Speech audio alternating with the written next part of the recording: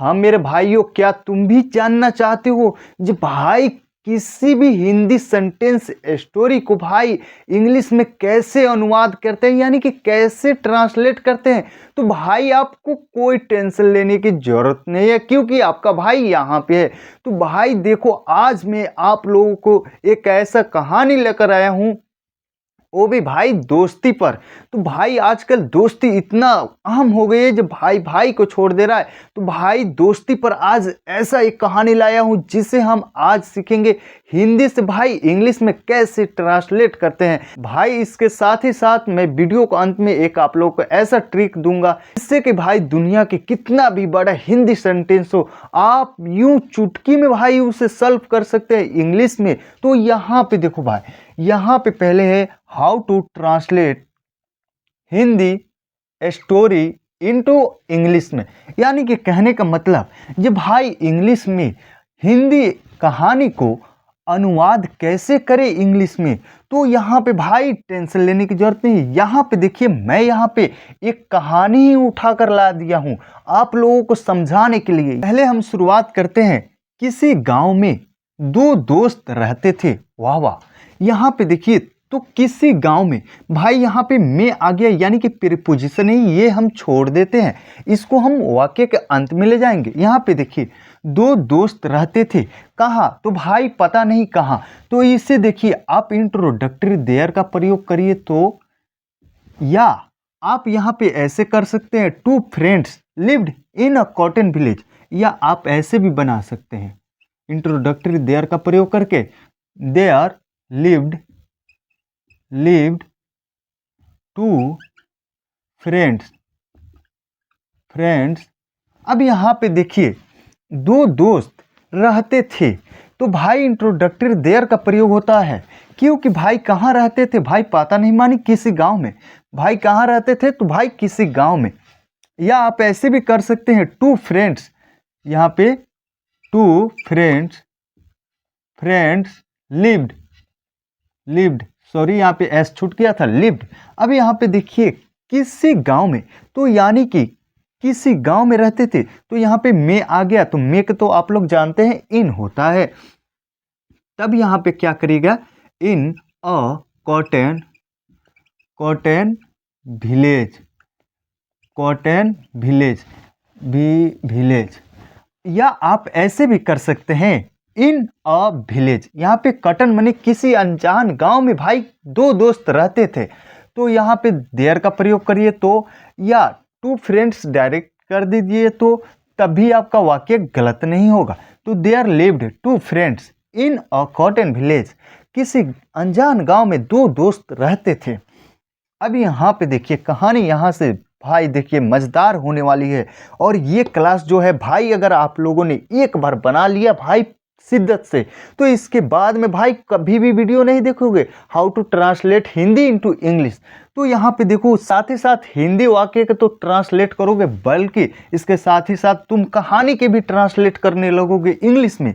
तो यहाँ पे देखो, एक बार दोनों दोस्त कहीं जा रहे थे। तो कहीं का भाई, कहीं जाने के समवेयर होता है। तो यहाँ पे देखिए, एक बार का होता है वंस।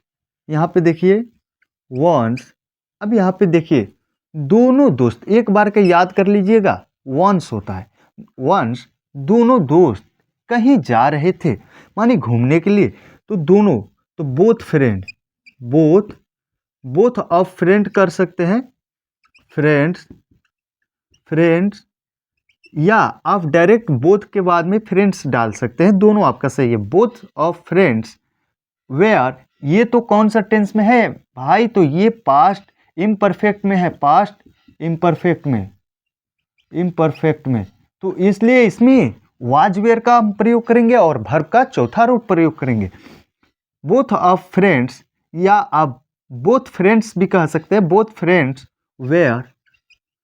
वेयर गोइंग, जाना के तो आप लोग जानते हैं, गो का वर्ब का चौथा रूप गोइंग होता है। अब देखिए, कहीं का इंग्लिश अर्थ होता है समवेयर।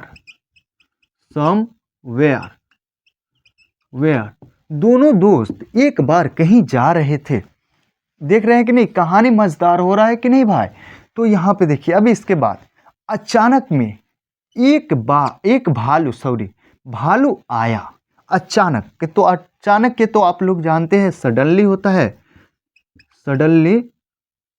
सडनली, या आप शार्प भी लिख सकते हैं। शार्प का अर्थ भी अचानक ही होता है। तो यहाँ पे अचानक तो शार्प या सडनली लिखिए। ये तो आपका हो गया। एक भालू आया, अ बियर, भालू का बियर होता है, आप लोग तो जानते हैं। आना के तो कम का वर्ब का दूसरा का रूट कैम। एक बार अचानक एक भालू आया। अब देखिए यहाँ पे दो दोस्त थे भाई, एक था मोटा और एक था पतला। तो यहाँ पे देखिए पतला वाला क्या किया भाई, पतला दोस्त भालू को देखकर पेड़ पर चढ़ गया। पतला वाला तो ये तो भाई हर कोई जानता है जो भाई वो तेजी से भाई कहीं पे चढ़ सकता है और तेज रनिंग भी कर सकता है। तो यहाँ पे देखिए पतला द थीन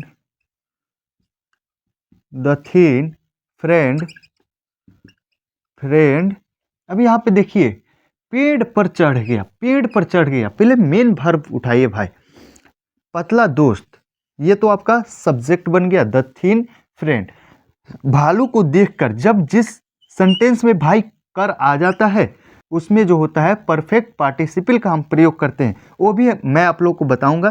पहले यहाँ पे देखिए पतला दोस्त पेड़ पर चढ़ गया। तो यहाँ पे the thin friend climbed up लगता है, पेड़ पर चढ़ना, क्लाइम्ड अप अ ट्री। अब देखिए भालू को देखकर जब जिस वाक्य में कर आ जाता है तो भाई अगर मतलब सेकेंडों को काम हो, इस चैनल पर ये क्लास भाई अवेलेबल है, जाकर आप लोग देख सकते हैं। Past participle, present participle, perfect participle. तो यहाँ पे देखिए भालू को देखकर तुरंत ही भाई, देखने में तो भाई समय नहीं लगता है। तो यहाँ पे देखिए देखकर टू, अब यहाँ पे देखिए सी द डियर, भालू को देखकर पतला दोस्त ने क्या किया भाई, तो पेड़ पर चढ़ गया। अब बचा मोटा दोस्त, तो मोटा दोस्त जमीन पर लेट गया। वाह वाह, क्योंकि वह जानता था कि भालू मरे हुए जीवों को नहीं खाता है। अब यहाँ पे देखिए पहले हम इतना बनाएंगे, मोटा दोस्त जमीन पर लेट गया, इतना पहले हम सेंटेंस बनाएंगे। द फैट फ्रेंड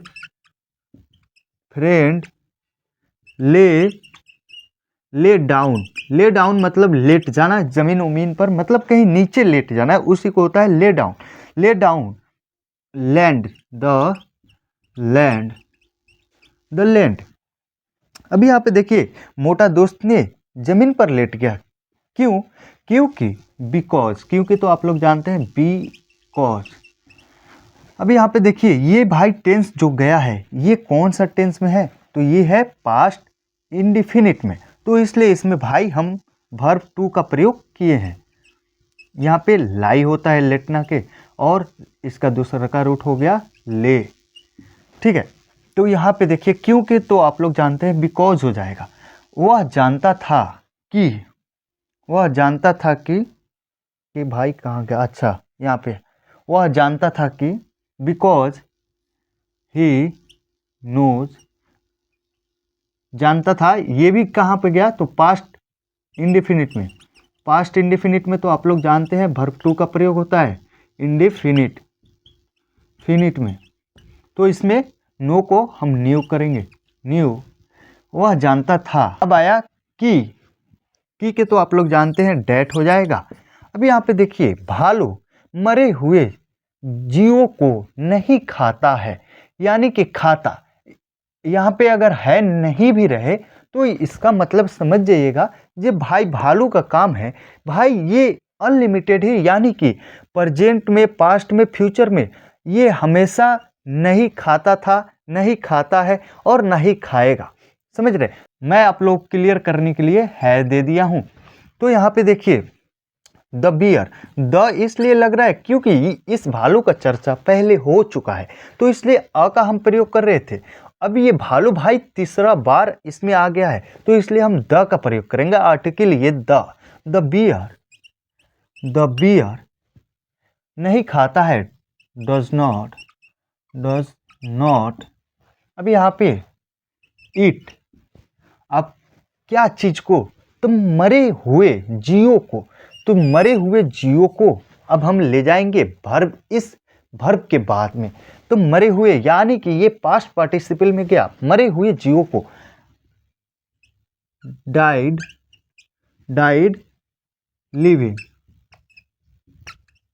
लिविंग, समझ रहे। तो ये आपका सेंटेंस यहां तक क्लियर हो गया। देखिए भाई इसमें इतना रुचि शब्द है, आप लोगों को मजा आ जाएगा कहानी के साथ साथ, और आप लोग जो है भाई हिंदी से इंग्लिश में ट्रांसलेट करना भी सीख जाएंगे। तो भाई अब चलिए इसके आगे वाले हम सेंटेंस को लेते हैं। अब भाई देखिए यहाँ पे, अब इसके बाद में भाई भालू ने क्या कहा। देखिए जब भालू चला गया तब राम ने श्याम से बोला, भालू ने तेरे कान में क्या कहा, यानी कि रामू ने गाछ से उतरकर श्याम को कान में भालू ने क्या कहा। ये कौन बोल रहा है भाई, राम। तो यहाँ पे देखिए जब भालू चला गया, यहाँ पे देखिए जब कितना भी बड़ा सेंटेंस हो तो आपको भाई बस इसका एक एक करके एक एक सेंटेंस को बनाना होता है। देखिए कितना भी बड़ा क्यों नहीं, ये पूरा बोर्ड ही आपका हिंदी सेंटेंस हो, आपको इंग्लिश में ट्रांसलेट करना है, बस एक एक आपको सेंटेंस बनाते जाना है। जैसे कि जब भालू चला गया, तो जब का तो आप लोग जानते हैं व्हेन होता है, व्हेन द बियर वेंट, गो का वेंट, क्योंकि ये कौन सा टेंस में है, तो ये भी भाई पास्ट में ही है, और ये कहानी पूरा पास्ट टेंस में ही बात हो रही है। तब का आप जब लग जाता है ये ध्यान रखिएगा, तब यहाँ पे देन नहीं लगता है तब के लिए, समझ रहे। अब यहाँ पे देखिए राम ने श्याम से बोला, राम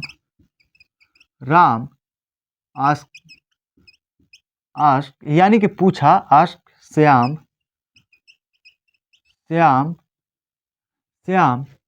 अब देखिए भालू ने तेरे कान में क्या कहा, भालू ने तेरे कान में क्या कहा। यहाँ पे देखिए भाई क्या बोलते हैं, ये तो आप लोगों को WH क्वेश्चन व्हाट लगेगा, बट यहाँ पे भाई WH क्वेश्चन तो लगेगा, पर ये इंट्रोगेटिव सेंटेंस नहीं होगा, क्योंकि ये अफर्मेटिव में होगा।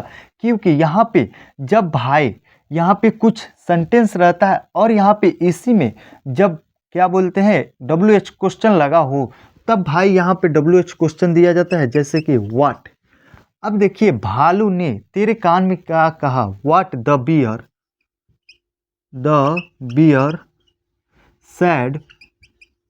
सैड। अब देखिए तेरे कान में भालू ने क्या कहा, व्हाट द बियर सैड। ये तो आपका इतना हो गया, जब भालू ने क्या कहा। अब किसके कान में, तो तेरे कान में, यानी कि इन, आप लोग तो जानते हैं प्रीपोजिशन का में का अर्थ में इन लगता है, इन आप लोग तो जानते हैं, तेरे हो या तुम्हारा हो या तुम्हारी हो, तो इन योर ईयर, समझ रहे। यानी कि व्हेन द बियर वेंट, जब भालू ने चला गया, राम आस्क्ड श्याम से पूछा यानी कि बोला, जब रामू ने तेरे कान में क्या कहा, सॉरी भालू ने तेरे कान में क्या कहा, तो what the bear said in your year.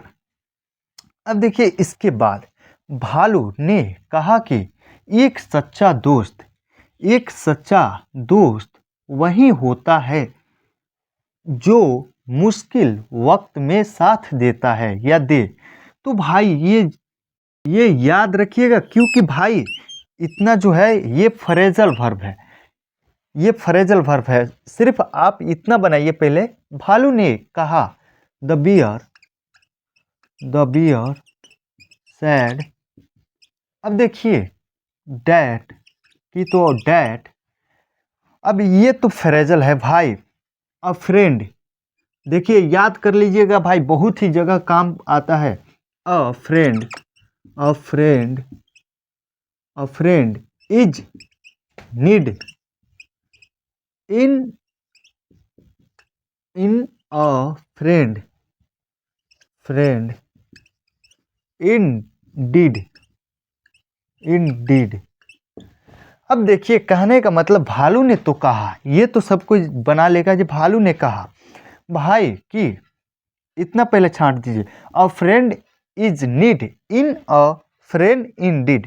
कहने का मतलब इसका अर्थ ये होता है एक सच्चा दोस्त वही होता है जो मुश्किल वक्त में साथ देता है, ना कि दोस्त वो होता है जब भाई मुश्किल वक्त आए तो भाई पेड़ पर चढ़ जाए नीचे से, और जब भाई मुश्किल वक्त आपका खत्म हो जाए तब आपसे आकर बोले जो भाई तुम कैसे हो। समझ रहे? तो ये थी हमारी स्टोरी ट्रूथ फ्रेंडशिप। भाई कहानी के साथ साथ क्या आप लोगों ने हिंदी सेंटेंस से इंग्लिश में बनाना सीखा कि नहीं? नहीं सीखा तो भाई कमेंट करके जरूर बताइएगा।